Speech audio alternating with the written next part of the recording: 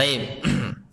Yang kedua, yaitu mentaati apa-apa yang telah beliau perintahkan. Dalilnya adalah firman Allah Subhanahu wa taala di dalam surat An-Nisa ayat ke-13. Surat An-Nisa ayat ke-13. Allah Subhanahu wa taala berfirman, "Tilka hududullah. Wa man yuti'illaha wa rasulahu yudkhilhu jannatin tajri min tahtihal anhar khalidina fiha wa dzalikal fawzul azim." Yang artinya, tilka hududullah, itulah batasan-batasan Allah, hukum-hukum Allah. Wa man yuti'illaha wa rasulahu, dan barang siapa yang taat kepada Allah dan Rasulnya. Perhatikan di sini Allah Subhanahu wa taala menggandengkan antara ketaatan kepada Allah dan ketaatan kepada Rasulnya. Lalu apa yang didapatkan?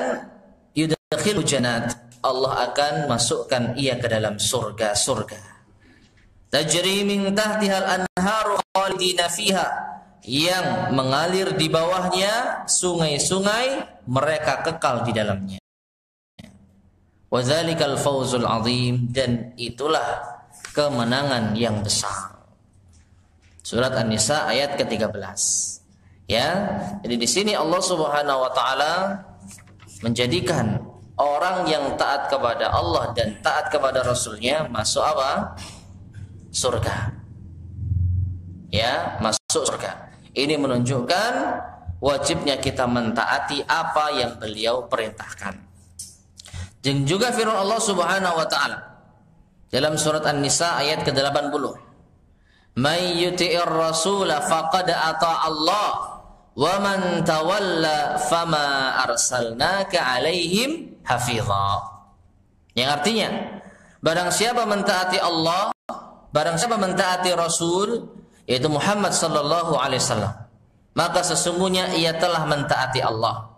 Dan barang siapa berpaling, maka tidaklah kami, yaitu Allah, mengutusmu hai Muhammad, ya, untuk menjadi pemelihara mereka, untuk menjadi pengawas bagi mereka.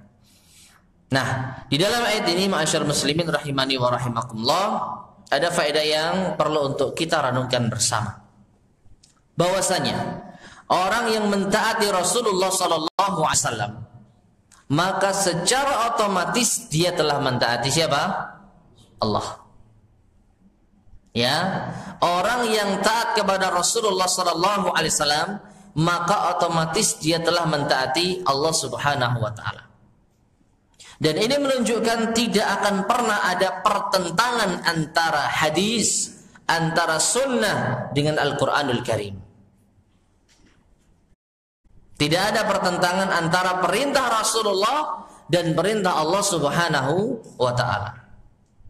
Karena Allah telah tegaskan orang yang mentaati Rasulullah, maka dia sesungguhnya juga taat kepada Allah Subhanahu wa taala. Ini sudah otomatis. Ya. Karena setiap apa yang Rasulullah sallallahu alaihi wasallam sampaikan itu pastinya datang dari siapa? Allah Subhanahu wa taala. Maka bagaimana mungkin sesuatu yang sama-sama datang dari Allah itu ada kontradiksi? Itu ada apa? Perbedaan. Ada yang saling bertentangan. Al-Qur'anul Karim dari Allah Subhanahu wa taala. Sunnah, hadis dari Rasulullah sallallahu alaihi wasallam, disabdakan Rasulullah sallallahu alaihi wasallam, tetapi juga dari siapa? Allah.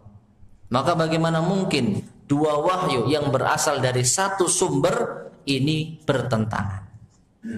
Walau kana min 'indi ghairillah lawajadu fihi ikhtilafan katsira. Seandainya Al-Qur'an itu bukan dari sisi Allah, tentu mereka akan mendapati pertentangan, perselisihan yang sangat banyak. Artinya apa? Kalau sesuatu itu datangnya dari Allah Subhanahu wa taala, mustahil akan ada pertentangan di dalamnya. Maka Al-Qur'anul Karim tidak akan pernah bertentangan antara satu ayat dengan ayat yang lainnya. Maka hadis Rasulullah SAW tidak akan ada pertentangan antara satu hadis dengan hadis yang lainnya. Demikian pula antara Al-Quran dan hadis.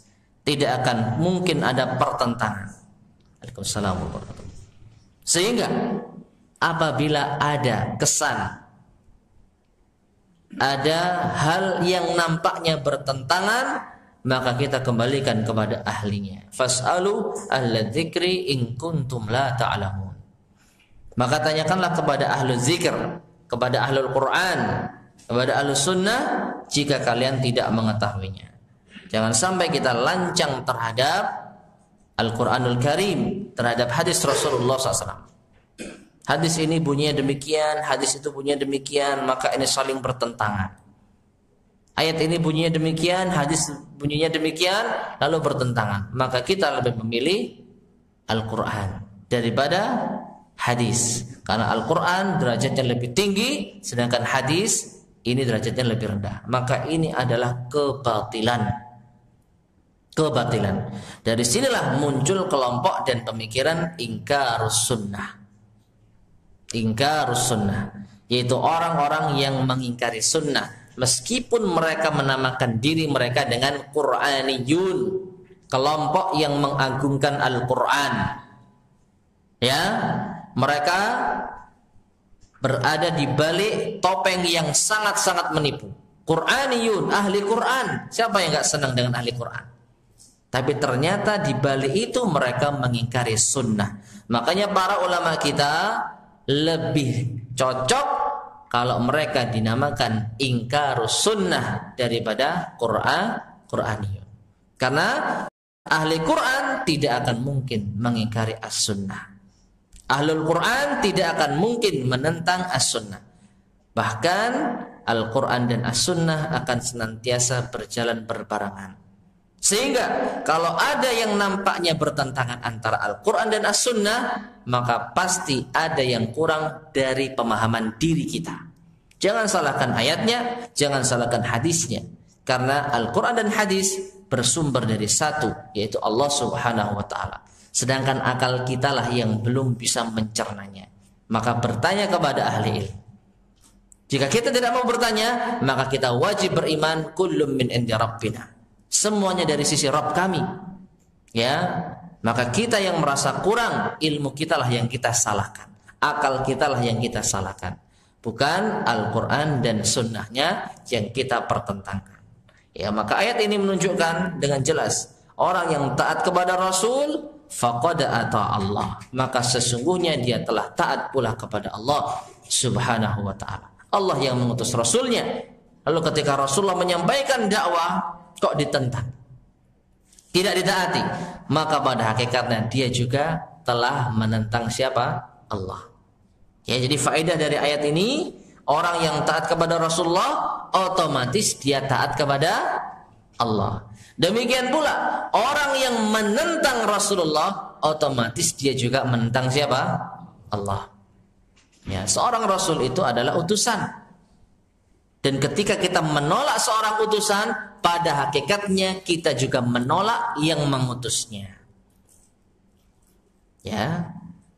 Ketika kita menolak seorang utusan, ketika kita membenci seorang utusan, ketika kita mengingkari seorang utusan, maka pada hakikatnya kita telah menolak, membenci dan mengingkari yang mengutusnya.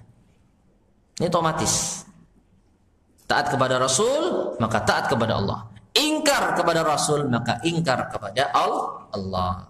Jadi wajib kita mentaati Rasulullah. Dan apa yang beliau sampaikan itu adalah datangnya dari Allah Subhanahu wa ta'ala. Yang ketiga, di antara konsekuensi iman kita kepada Rasulullah sallallahu alaihi wasallam, wa tasdiquhu fi ma akhbara, yaitu membenarkan apa-apa yang beliau sampaikan.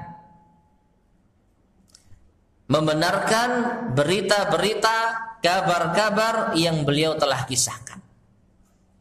Dalilnya, Allah Subhanahu wa ta'ala berfirman di dalam surat Az-Zumar ayat ke-23. Walladzi jaa'a bis-sidq wa saddaqa bih ulaika humul muttaqun. Yang artinya, dan orang yang datang membawa kebenaran jaa bis-sidq, datang membawa kebenaran. Yang dimaksud siapa? Muhammad Rasulullah sallallahu alaihi wasallam. Wa saddaqa bih, dan orang-orang yang membenarkannya.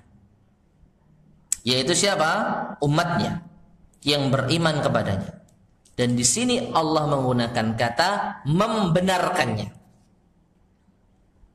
Membenarkan apa? Membenarkan seluruh yang beliau bawa. Baik itu perintah, ditaati.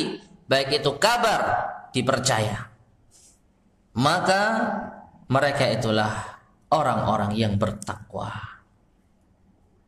Nah, di dalam ayat ini, ma'asyar muslimin rahimani wa rahimakumullah, kita bisa mengetahui di antara kriteria orang yang bertakwa, yaitu ketika mereka mempercayai Rasulullah sallallahu alaihi wasallam. Ya. Ketika mereka mempercayai apa yang beliau bawa, segala berita, kabar yang beliau bawakan, wajib untuk kita percaya. Tidak boleh kita memilih-milih. Ya ayyuhalladzina amanu udkhulu fis-silmi kafah. Wahai orang-orang yang beriman, masuklah kalian ke dalam Islam apa? Secara keseluruhan. Dan Islam yang dibawa adalah Islam yang dibawa oleh Rasulullah sallallahu alaihi wasallam. Termasuk apa? Kafah. Sehingga orang yang membenarkan apa yang beliau bawa masuk kriteria orang-orang yang bertakwa. Dan di sini ma'asyarul muslimin rahimani wa rahimakumullah menuntut kita untuk apa? Untuk tidak menolak satupun berita yang dibawa oleh Rasulullah sallallahu alaihi wasallam meskipun hati kita berat untuk menerimanya. Dalam segala perkara, kisah-kisah terdahulu maupun kabar-kabar yang akan datang menjelang hari kiamat maupun kabar-kabar yang nanti akan datang terkait dengan kejadian hari kiamat, kabar-kabar yang terkait dengan sebagian ilmu di dalam kehidupan kita. Misalnya apa? Misalnya hadis tentang lalat. Di antara hadis yang menguji keimanan kita. Apa itu?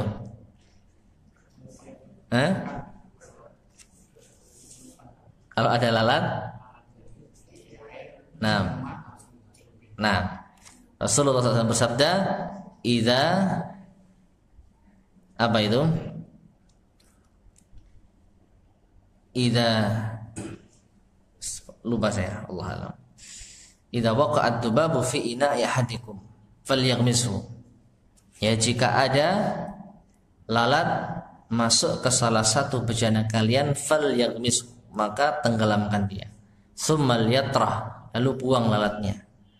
Fa inna fi ihda janahaihi da wa fi akhirih dawa. Karena sesungguhnya salah satu dari sayapnya itu ada racun dan di satu sayap yang lainnya itu ada penawarnya, ada obatnya. Ya. Sehingga kita yang mendapati lalat masuk ke salah satu gelas kita, nah ini diuji keimanan kita. Menurut logika dan akal kok apa? Menjijikkan gitu ya. Tapi ingat, Nabi SAW mengatakan fi ihda janahaihi da wa fi akhirih dawa. Salah satu dari sayapnya itu racun dan salah satu dari sayapnya penawar. Dan Nabi SAW kalau bersabda itu pasti benar. Karena kembali lagi kepada yang pertama, beliau menyampaikan wahyu dari Allah Subhanahu wa ta'ala. Dan Allah yang paling tahu tentang makhluknya. Allah yang menurunkan racun, dan Allah yang menurunkan penawar, Allah yang menciptakan lalat, dan Allah yang menciptakan manusia. Allah yang tahu mana yang baik bagi kita, dan Allah yang tahu bagaimana yang buruk bagi kita. Semua Allah Subhanahu wa ta'ala telah mengetahuinya. Lalu dikabarkan oleh Rasulullah, lalu kita nggak percaya. Nah ini. Ya. Nah, meskipun setelah itu konon katanya setelah diperiksa, setelah dicek, ternyata kok memang benar menurut ilmu kedokteran. Nah, setelah itu baru orang-orang percaya. Maka pada hakikatnya mereka beriman kepada dokter, ahli kedokteran dibandingkan iman kepada Rasulullah SAW. Maka ini mendasar. Ini mendasar. Yang harus kita percaya lebih dahulu adalah Rasulullah SAW. Tidak dilarang kita mencari kebenaran dari apa yang beliau sabdakan, mengecek tentang kebenarannya, tidak dilarang. Tapi sebelum itu kita harus punya keimanan terlebih dahulu. Kita harus punya keyakinan apa yang beliau sampaikan itu benar, meskipun akal saya sementara ini belum bisa menerima. Meskipun secara penampakan yang namanya lalat itu ya menjijikkan. Tapi kita ingat, beliau tidaklah bersabda dengan hawa nafsu. Ya, apa untungnya Rasulullah SAW menyampaikan lalat ini memiliki obat dan memiliki penawar di sayapnya. Ya, tapi karena itu ucapan Rasulullah SAW, maka tidak ada pilihan lain bagi kita untuk membenarkannya. Sehingga ma'asyar muslimin rahimani wa rahimakumullah, hadis-hadis semacam ini, ya, dan yang semakna dengannya menjadi apa? Ujian keimanan bagi kita. Sampai mana sih kita beriman kepada Rasulullah SAW? Demikian pula di antara hadis yang menjadi ujian bagi keimanan kita. Ya, hadis taat kepada waliul amr, taat kepada pemimpin kaum muslimin. Ya, Nabi SAW mengatakan, isma' wa ati', dengarkan dan taat kepada pemimpin kaum muslimin. Walau akhadha malak, walau daraba zahrak, meskipun ia mengambil hartamu dan ia memukul punggungmu. Nah, ini permisalannya sangat jelas. Kita tetap diperintah untuk taat dan mendengar kepada pemimpin kaum muslimin dalam perkara ma'ruf. Ingat, dalam perkara yang baik. Adapun perintah untuk perkara yang mungkar, kita wajib menolak. Karena la ta'ata li makhlukin fi maksiatil khaliq. Tidak ada ketaatan kepada makhluk dalam rangka maksiat kepada pencipta, yaitu Allah Subhanahu wa taala. Ya, kita diperintah maksiat, wajib menolak siapapun dia, sampai pun kedua orang tua kita. Tetapi kalau kita diperintah untuk kebaikan, kita diperintah untuk hal yang positif, lalu gara-gara kita benci pemimpin kita, gara-gara kita benci dengan kelakuan dan sifat pemimpin kita, asalkan dia masih muslim, lalu kita nggak taat, maka kita telah apa? Durhaka terhadap perintah Rasulullah SAW. Ya, Nabi sampai mempermisalkan walau akhadha malak, walau daraba zahrak. Sampai pun pemimpin itu mengambil hartamu dan memukul punggungmu. Dan pemimpin kita tidak sampai seperti itu. Meskipun berita-berita yang ada mungkin ya ada di antara sifat dan yang dilakukan oleh pemimpin kita ini menyelisihi syariat Allah Subhanahu wa taala. Ya, namun kita dituntut untuk memenuhi hak-hak mereka. Hak kita minta kepada Allah Subhanahu wa taala. Addu ilaihim haqqahum wa salullaha haqqakum. Tunaikan kepada mereka hak-hak mereka dan mintalah kepada Allah hak-hak kalian. Ya, agar kita lebih dekat kepada Allah Subhanahu wa taala. Dan ini juga merupakan ujian bagi kita. Wa kadzalika nuwalli ba'dadh dhalimina ba'dha bima kanu yaksibun. Demikianlah kami jadikan orang-orang zalim berkuasa di atas orang-orang zalim yang lainnya, atas apa yang telah mereka kerjakan. Jadi kezaliman muncul karena di bawahnya juga apa? Orang-orang zalim. Pemimpin yang zalim muncul karena rakyatnya zalim. Ini sudah sunnatullah. Ya, sehingga ketika Rasul sampaikan walau memukul punggungmu, walau mengambil hartamu, tetap taat, maka ini merupakan apa? Metode yang benar-benar apa? Harus kita yakini, harus kita benarkan. Jangan kita ragukan kalau kita benar dan jujur beriman kepada Rasulullah sallallahu alaihi wasallam. Ya, diuji keimanan Anda. Benar enggak Anda percaya kepada Rasulullah? Ya, belum diapa-apakan pemimpin sudah apa? Sudah emosi. Sudah mengeluarkan diri dari ketaatan kepadanya. Maka mau dikemanakan sabda Rasulullah SAW? Ya, maka ini ujian bagi kita. Ya, dan ini masalah yang mendasar. Ini baru kita mempelajari 2 kalimat syahadat. Dan ini mendasar, prinsip. Lalu kita sudah gugur di sini, subhanallah, kita mau menegakkan syariat Islam yang sangat luas. Yang prinsip saja kita masih jatuh pada kesalahan yang mendasar. Kita enggak totalitas dalam menerima syariat Rasulullah. Kita pilih-pilih. Ya, yang enak kita ambil, yang pahit kita tinggalkan. Tidak semua sabda Rasulullah SAW sesuai dengan selera kita. Kalau semua sesuai dengan selera kita, ya nggak perlu diturunkan Rasul. Sudah kalian bebas melakukan apapun sekehendak kalian. Allah menurunkan Al-Quran dan Allah mengutus Rasul untuk meluruskan manusia dari hawa nafsu mereka. Ada kalanya selaras dengan nafsu kita. Contohnya menikah. Ya, jiwa ini suka dengan lawan jenis. Allah berikan syariat pernikahan. Allah halalkan kita menikah. Laki-laki secara naluri ingin menikah lebih dari 1 orang. Dihalalkan oleh Allah SWT, asalkan adil.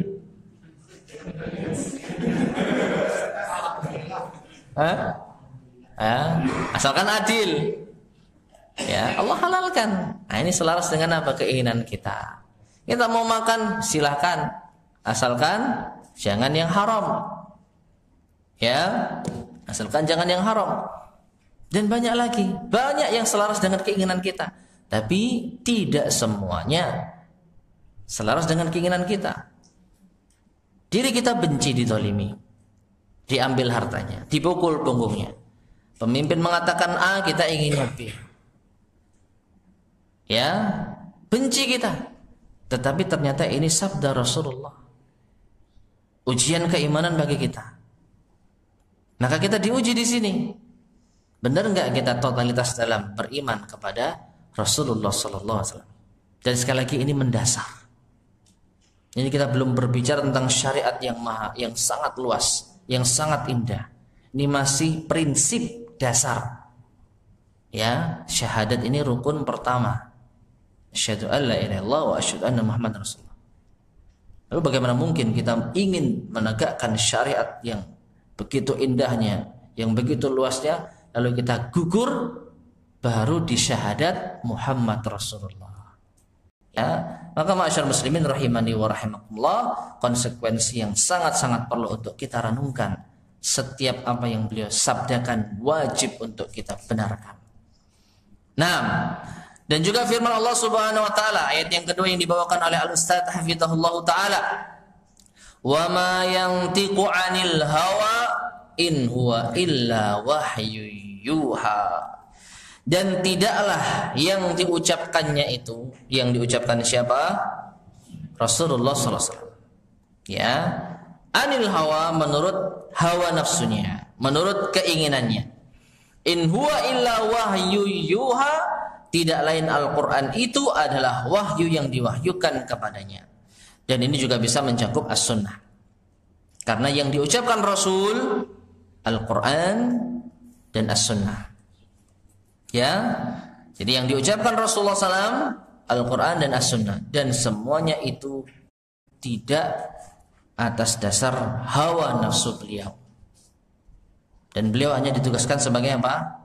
Penyampai saja. Beliau hanya ditugaskan sebagai utusan saja. Masalah manusia beriman dan tidak, itu bukan urusan beliau. Taib. Demikian pula juga firman Allah Tabaraka wa Ta'ala dalam surat Al-Hadid ayat yang ke-28. Allah Subhanahu wa Ta'ala berfirman, Ya ayyuhalladzina amanu taqullaha wa aminu birasulih.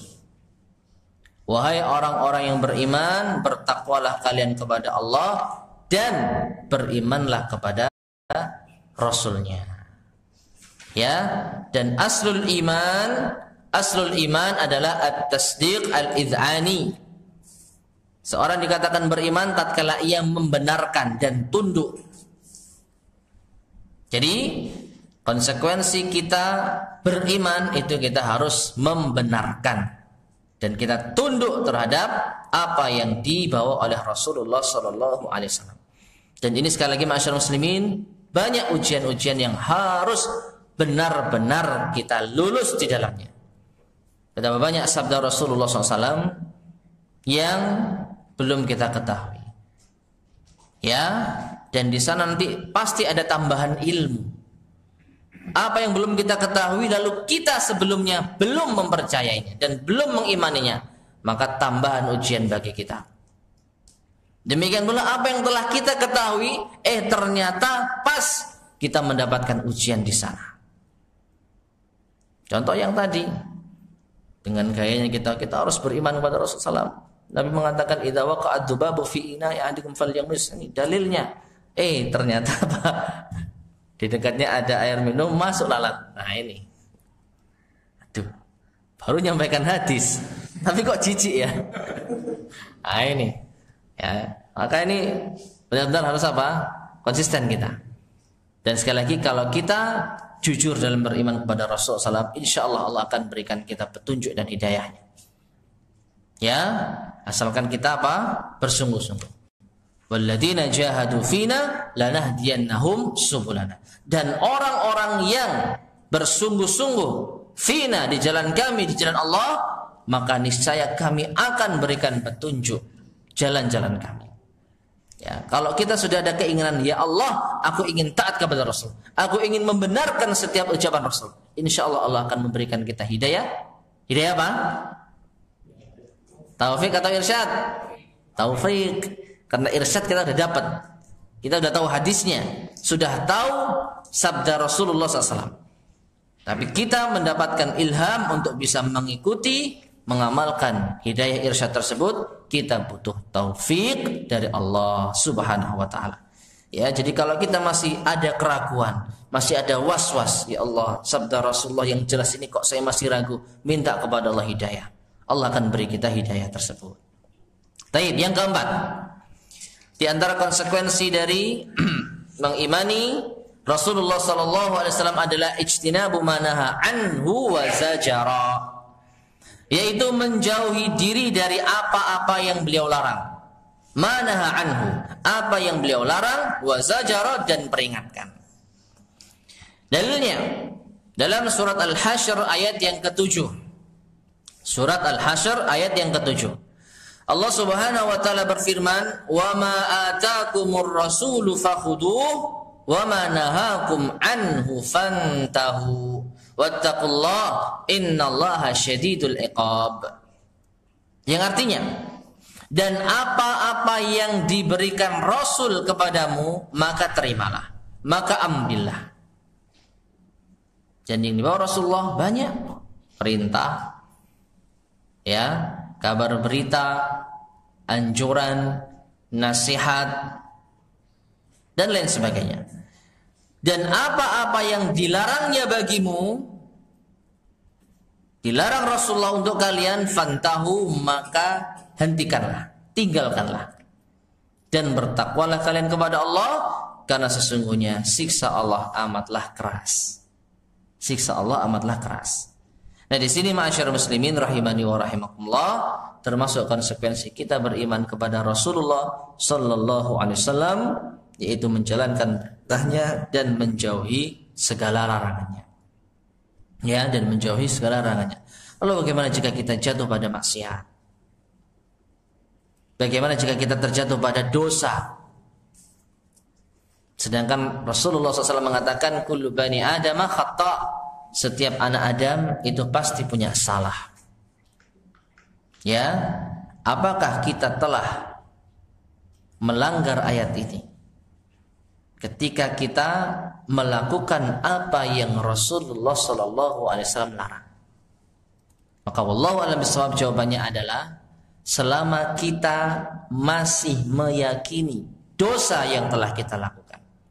Selama kita tidak membenarkan, mencari pembenaran dari dosa dan maksiat yang kita jatuh di dalamnya, maka semoga masih ada iman kita kepada Rasulullah SAW. Ya, Rasulullah SAW melarang kita, ya, untuk berbuat dosa. Misalnya apa?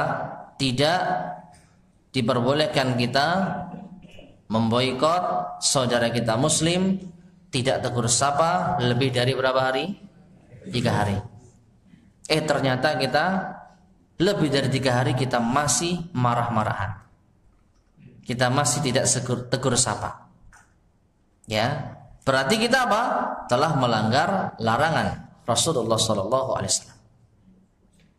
Berarti kita telah durhaka atas apa yang Rasulullah SAW melarang kepada kita. Maka selama kita menyadari ini adalah dosa, ini adalah maksiat, ini seharusnya kita jauhi dan tinggalkan, maka semoga masih ada iman di dalam diri kita.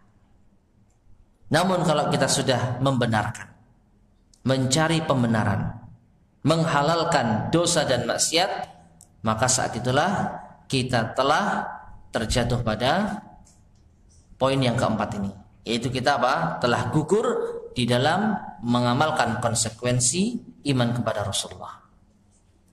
Jadi wallahu alam di sini maksud meninggalkan itu adalah apabila kita ya benar-benar masih mengakui apa yang dilarang oleh Rasulullah itu adalah wajib untuk kita jauhi. Kita tidak membenarkan apa yang kita kerjakan, karena ini adalah durhaka kepada Rasulullah Sallallahu Alaihi Wasallam. Namun bukan berarti orang yang jatuh pada dosa dan maksiat tidak mempengaruhi keimanan. Ini juga perlu untuk kita perhatikan. Ya, sebagaimana orang yang jatuh pada dosa tidak otomatis hilang keimanannya, tapi bukan berarti orang yang jatuh pada dosa dia masih sempurna imannya. Dan ini masuk di dalam perkara akidah. Perbedaan mendasar antara Al-Khawarij dan Al-Murji'ah. Al-Khawarij, orang yang jatuh pada dosa, khususnya dosa besar, maka otomatis dia kafir. Dosa besar sekali saja sudah hilang imannya. Sebaliknya Murji'ah, ya, lawan dari itu, yaitu dosa tidak mempengaruhi keimanan. Orang yang berdosa selama dia masih beriman kepada Allah, maka dia sempurna imannya. Maka Ahlussunnah wal Jamaah pertengahan. Orang yang terjatuh pada dosa besar, selama dia tidak menghalalkan, selama dia tidak membenarkan dosa besar tersebut, maka dia masih beriman. Dia masih beriman. Namun otomatis imannya berkurang. Dan ini sudah pernah kita sampaikan. Ya, di antara kandungan iman kepada Allah, yazidu bi ta'atir rahman wa yanqusu bi ta'atis syaitan. Iman bisa bertambah kalau kita taat kepada Allah, dan iman bisa berkurang kalau kita taat kepada siapa? Syaitan. Taat kepada syaitan artinya kita durhaka kepada Allah Subhanahu wa taala. Ya, jadi kita harus menjauhkan diri kita dari apa-apa yang beliau larang. Kalau kita sampai jatuh pada dosa, hendaknya kita segera istighfar dan akui kesalahan kita. Dan yang terakhir, yang kelima, ya, konsekuensi iman kita kepada Rasulullah sallallahu alaihi wasallam adalah alla yu'badallahu illa bima syara'a. Yaitu hendaknya kita tidak beribadah kepada Allah. Tapi dilanjutkan, ya, tidak beribadah kepada Allah berarti kita ya, durhaka, tidak. Tetapi melainkan dengan cara yang telah beliau syariatkan. Ya, inilah yang disebut al-ibadah. Ibadah itu tawakuf. Ibadah itu menunggu. Kalau ada perintahnya, kalau ada tuntunannya, baru kita beribadah.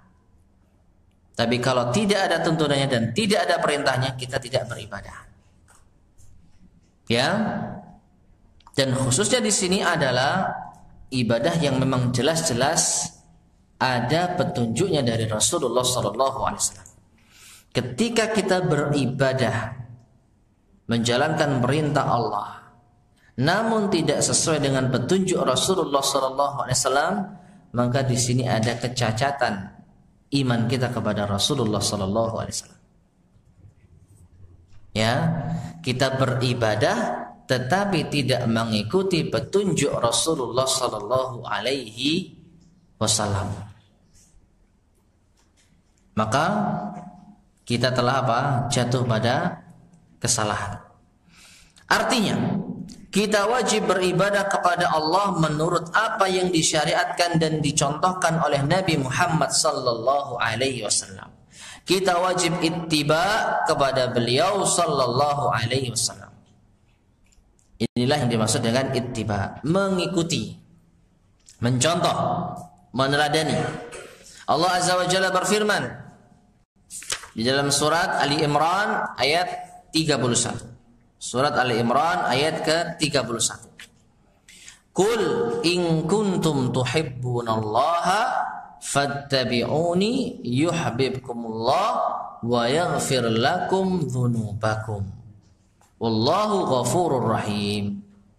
Yang artinya, katakanlah, jika kalian mengaku cinta kepada Allah, maka ikutilah aku. Ikutilah aku. Siapa aku di sini? Rasulullah sallallahu alaihi wasallam. Yuhibbukumullah, niscaya Allah akan mencintai kalian dan akan mengampuni dosa-dosa kalian. Dan Allah sesungguhnya Maha Pengampun lagi Maha Penyayang. Maka ayat ini jelas, ma'asyiral muslimin rahimani wa rahimakumullah. Kita cinta kepada Allah, kita ingin beribadah kepada Allah, syaratnya harus mengikuti petunjuk Rasulullah sallallahu alaihi wasallam. Maka segala macam bentuk ibadah yang telah Allah Subhanahu wa taala perintahkan kepada kita, namun ternyata dalam tata caranya, dalam prakteknya kita tidak mengikuti petunjuk Rasulullah sallallahu alaihi wasallam, maka di sini ada kecacatan dalam keimanan kita kepada Rasulullah sallallahu alaihi wasallam. Ada yang salah dalam keimanan kita kepada Rasulullah sallallahu alaihi wasallam. Dan ini mengandung kemungkinan kita mengaku lebih pintar dan mendapat petunjuk dibandingkan dengan Rasulullah sallallahu alaihi wasallam. Dan ini mustahil diucapkan oleh seorang mukmin, meskipun inilah konsekuensi dari perbuatan mereka. Tatkala Rasulullah SAW mengatakan, "Shallu kama ra'aitumuni usalli." Salatlah kalian sebagaimana kalian melihat aku salat. Namun dalam prakteknya ternyata ada tata cara tambahan yang tidak diamalkan dan diperintahkan, dicontohkan oleh Rasulullah sallallahu alaihi wasallam. Ya, maka konsekuensinya yang pertama, kita mengaku lebih pintar daripada Rasulullah sallallahu alaihi wasallam. Atau yang kedua, kita menuduh secara tidak langsung Rasulullah sallallahu alaihi wasallam menyembunyikan ilmu. Amalan ini baik. Ya kan begitu seringnya ya. Kan niatnya baik. Niatnya kan baik. Tapi nggak diterangkan Rasulullah. Tidak jelaskan Rasulullah SAW. Tidak dicontohkan oleh Rasulullah SAW. Maka ini mengandung dua kemungkinan. Anda mengaku lebih pintar dari Rasulullah, atau Anda menuduh Rasulullah SAW menyembunyikan ilmu. Dan dua-duanya apa? Pahit. Tidak akan mungkin ada orang yang berani dengan terang-terangan, saya lebih pintar dari Rasulullah. Ya, jadi Rasulullah nggak tahu syariat ini, saya tahu. Ya, Rasulullah SAW nggak tahu kalau niat, melafazkan niat di dalam sholat itu adalah diperintahkan. Ya, saya tahu. Berarti saya lebih pintar dari Rasulullah. Saya yakin nggak ada orang yang berani ngomong gitu. Tapi konsekuensinya salah satunya seperti itu. Atau Rasulullah berkhianat terhadap risalah. Harusnya Rasul nyampaikan kalau niat sholat itu dilafadzkan, tapi nggak beliau sampaikan.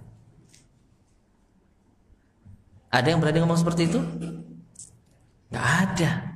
Berat menuduh Rasulullah khianat. Tetapi praktek yang mereka lakukan berkonsekuensi seperti ini. Dan inilah salah satu yang disebutkan oleh Imam Malik bin Anas rahimahullah ta'ala. Beliau mengatakan, man ibtada'a fil Islam bid'atan yaraha hasanatan faqad za'ama anna Muhammadan sallallahu alaihi wasallam khana risalah. Barang siapa yang berbuat bid'ah di dalam Islam yang tidak ada tuntunannya, lalu dia menganggapnya apa? Hasanah, baik, maka sungguh ia telah menuduh Rasulullah sallallahu alaihi wasallam berkhianat terhadap risalah. Ya, berarti ada kebaikan yang belum disampaikan Rasulullah SAW. Konsekuensinya Rasulullah berarti menyembunyikan ilmu, atau saya lebih pintar dari Rasulullah SAW. Dan dua pilihan ini dua-duanya apa? Pahit. Dan saya yakin tidak ada orang yang berani terang-terangan mengatakan demikian, karena konsekuensinya adalah kufur. Tapi prakteknya berkonsekuensi seperti itu. Ya, jadi ma'asyarul muslimin rahimani wa rahimakumullah, ya, beribadah kepada Allah sesuai dengan petunjuk Rasulullah ini mutlak, tidak bisa ditawar lagi, karena Rasulullah SAW adalah orang yang paling tahu bagaimana cara beribadah kepada Allah Subhanahu wa ta'ala. Rasulullah SAW adalah orang yang paling bertakwa, orang yang paling takut kepada Allah. Jadi semua yang beliau lakukan dalam beribadah kepada Allah itulah yang terbaik. Kita tinggal mengikuti. Dengan demikian kita dikatakan orang yang benar dalam bersyahadat asyhadu anna Muhammadan Rasulullah sallallahu alaihi wasallam. Wallahu taala a'lam. Adapun setelahnya insyaallah akan kita lanjutkan pada pertemuan berikutnya biidznillah subhanahu wa taala. Tayyib ma'asyarul muslimin rahimani wa rahimakumullah. Mungkin ini yang bisa kita sampaikan pada kajian kita di malam hari ini. Semoga bermanfaat. Kurang lebihnya saya mohon maaf. Sebelum kita akhiri, barangkali ada yang mau disampaikan, tafadhalu, silakan.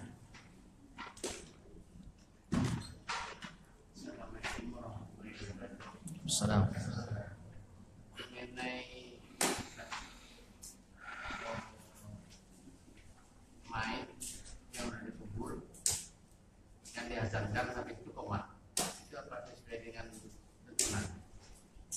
Kita lihat ada nggak dalilnya. Sederhana. Yang jelas adzan dan iqamah itu ibadah. Ibadah bukan? Ibadah. Kalau bukan ibadah nggak mungkin orang mau melakukannya. Dapat apa dia? Tentu dia akan menghendaki pahala. Dia berusaha, dia berharap dari apa yang dilakukan pahala. Berarti itu ibadah. Nah sekarang ada nggak tuntunannya? Ada nggak hadis sahih yang menjelaskan bahwasanya Rasulullah SAW memerintahkan, menganjurkan, atau minimal mendiamkan, membiarkan ada sahabat yang melakukan demikian? Dan inilah hakikat dari sunnah. Bisa jadi itu perbuatan Rasulullah, atau perintah Rasulullah, atau diamnya Rasulullah terhadap suatu perbuatan yang kita kenal dengan sunnah takririyah. Ya, sunnah takririyah. Nabi nggak melakukan, Nabi tidak memerintahkan, tetapi ada seseorang yang berbuat demikian, Nabi biarkan. Tanda beliau setuju. Loh kok bisa setuju? Jangan-jangan beliau nggak setuju? Ya, maka ini mustahil. Karena apa? Nabi SAW tidak pernah diam kalau ada kemaksiatan di hadapannya. Jadi kalau itu salah, pasti ditegur oleh Rasulullah SAW. Tetapi kalau ternyata nggak ditegur, berarti menunjukkan itu benar. Itu diakui dan masuk bagian agama. Ini yang disebut sunnah takririyah. Sunnah yang bersifat persetujuan Rasulullah SAW dengan diamnya beliau atas suatu perbuatan salah seorang sahabatnya. Nah, ada nggak ini? Nabi membiarkan sahabatnya melakukan hal tersebut. Jika tidak ada, maka tentu itu adalah amalan yang diada-adakan, yang kita kenal dengan istilah bid'ah. Dan bahasa bid'ah adalah bahasanya Rasulullah SAW. Ya, jadi seperti itu. Dan setahu saya nggak ada. Ya, setahu saya. Wallahu a'lam bishawab. Masih banyak ditemui. Ya, kalau banyak yang dilakukan ya banyak apa lagi yang dilakukan manusia. Jangankan yang tidak ada contohnya, yang jelas-jelas dilarang banyak dilakukan manusia. Kalau tadi amalan yang tidak dicontohkan, dan sebagian orang menjawab kan nggak dilarang.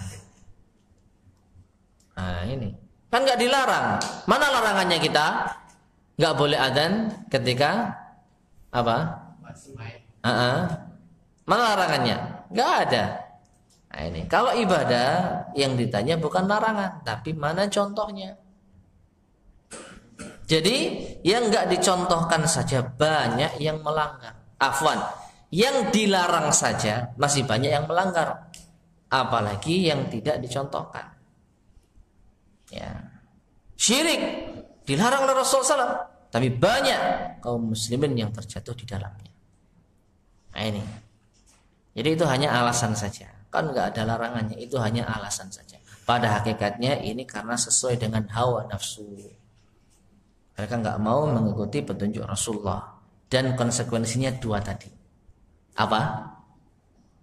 Merasa lebih pintar atau menuduh Rasul menyembunyikan ilmu. Nah ini coba kita katakan kepada mereka. Ngamuk-ngamuk nanti mereka. Ya, wallahu a'lam bishawab. Ada lagi yang tanya kan? Tengah dulu yang dekat. Apakah termasuk kata-kata subhat? Biasanya kalau hal-hal yang baru itu pada ibadah yang mahdoh misalnya seperti itu. Misalnya kayak kata-kata bid'ah tadi, contohnya ini itu hanya berlaku pada ibadah mahdoh. Nah ini kadang cara membedakannya mahdoh dan ghairu mahdoh ini yang seperti apa gitu. Allahu a'lam bishawab. Mahdoh dan ghair mahdoh. Mahdoh itu artinya apa? Murni. Jadi ibadah yang murni. Ya. Dan ini banyak, salat, puasa. Nah, yang dimaksud bid'ah itu ada di sana, begitu. Ya, misalnya ketika dicontohkan hal ini termasuk hal yang baru dalam Islam misalnya begitu. Padahal tidak dicontohkan. Kemudian mungkin ada kata-kata subhat ini ya, menjadikan barangkali orang awam akan bingung juga. Itu berlaku hanya pada ibadah mahdoh saja. Nah, sekarang apa ibadah ghair mahdoh? Mungkin di situ selainnya dari mahdoh itu. Nah, kalau selain dari mahdoh yang dimaksud itu adalah suatu amalan yang mubah. Amalan yang mubah. Halal. Ma yata'allaqu bihi amrun wala nahyun. Yang tidak diperintah tapi juga tidak dilarang. Itu mubah. Amalan yang mubah. Lalu amalan yang mubah itu kita sisipi niat yang baik. Disinilah akan menjadi suatu ibadah. Dan ini disebut ibadah ghairu mahdoh. Dan ini memang benar. Gak ada bid'ah dalam hal ini. Orang yang ketika dia mencari nafkah, dia niatkan ini perintah dari Allah. Dia niatkan untuk memenuhi tanggung jawabnya sebagai kepala rumah tangga. Ya, maka berbeda orang yang kerja mencari nafkah ya karena memang rutinitas. Orang yang pertama, bismillah, dia berangkat kerja punya niat mulia seperti itu, maka dia dapat pahala dan dia telah mengerjakan ibadah ghair mahdoh. Sedangkan orang yang kedua pokoknya aktivitas setiap hari ya berangkat kerja, pulang kerja, pulang kerja, pulang tanpa ada niatan, itu tadi semua tentu tidak mendapat pahala. Ya, dia tidak beribadah di sana. Jadi ibadah kayak rumah Tuhan luas. Apapun yang kita kerjakan mubah, hal yang boleh, kalau kita tinggalkan tidak berdosa, kalau kita lakukan juga tidak berpahala. Contoh lagi, makan apa hukumnya? Mubah. Mau makan boleh, nggak makan juga boleh. Tapi dalam suatu keadaan kita makan niatnya untuk apa misalnya? Menyenangkan orang yang memberikan kita. Aslinya ya nggak terlalu nafsu makan, tapi juga nggak kenyang-kenyang amat. Kita dikasih orang, lalu kita makan, niatnya apa? Membuat